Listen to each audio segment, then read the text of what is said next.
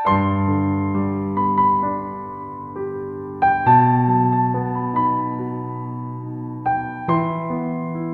kumusta ka na? Malabo ng mga mata. Malabo na. 87 ako eh. Oo nga eh. Ang iba sabi nila, Tay, ba't mga lakal pa ka? Wala nang makain. Asawa ko. Kayo na lang dalawa ng asawa magkasama. Iglesia kayo tayo, di ba? Oo nga pala, iglesia kayo. May sa tabing ilog. Kami ang asawa ko. Di patirik mi ni Kapitan. Mabuti masipag Kapitan. Hindi naman kayo nagbabayad ng upa. Wala. Ay, Libre mi ilaw. Ay, mabait naman si Kapitan, no? Buti naman po kung ganun. So, ang bali ang poproblemahin nyo lang yung pang-araw-araw, no? Kaya pala lagi kayong nangangalakal. Lagi ko na sabi niya, Tay, init Tay.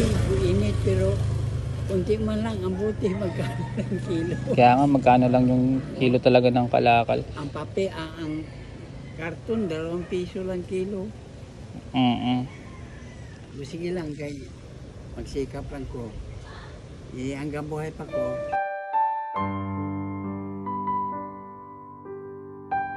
Bali, ano po, yung inaasikaso nyo, wala kayong pension, di ba? Wala. Pero di ba last time, sabi mo may inaasikaso ka, kaso hindi po yun natuloy? Mayroon kong gikuan noon,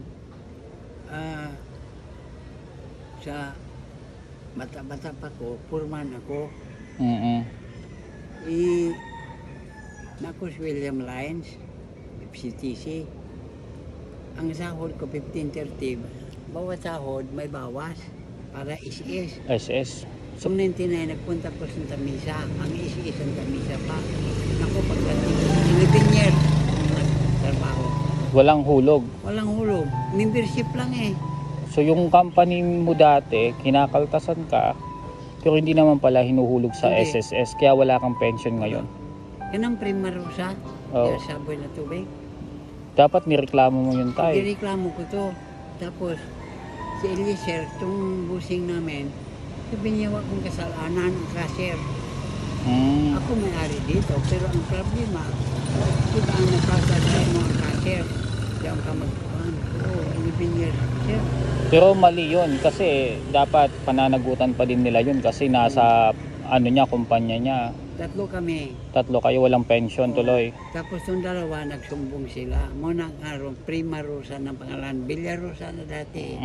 Nabayaran naman kayo nung nagreklamo Wala. kayo? Wala pa din. Wala. May mga ganyan talagang kumpanya. Pero hayaan nyo na, may balik din naman yan sa kanila yung ginagawa nila. Siya nga pala tayo, nag-almusal na kayo? Ha? Nag-almusal ka na, tapos yung asawa mo? Oo, nagkape lang kami. Kapi lang.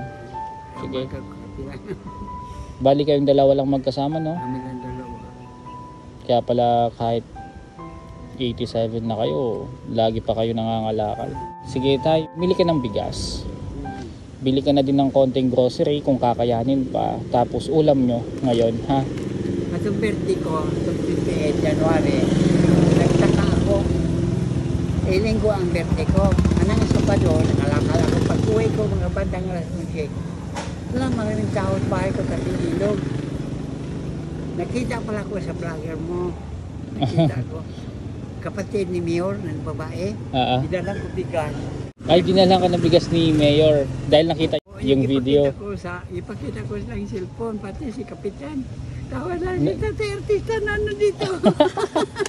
Buti na lang pala tayo, napanood nila yung vlog kasi nabigyan kanila ng bigas. Anyway tayo, alam ko may gagawin ka pa. Wait lang, bibigyan kita ng pang ano mo, ha? Sige, salamat.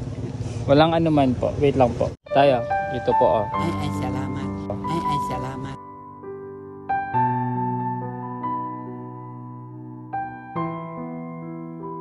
Bali 2.5 yan tayo. Salamat ha. Pandagdag mo yan sa ano mo po, sa pambili ng bigas, pang ulam, tas bili ka ng kahit anong makakain nyo ng asawa mo para makapag-almusal na din kayo at may pananghalian kayo, okay? Okay. Salamat kayo. Yun lang po tayo, alis na din ako kasi ayaw ko maabala kita, okay? Salamat ha. Walang ano man po.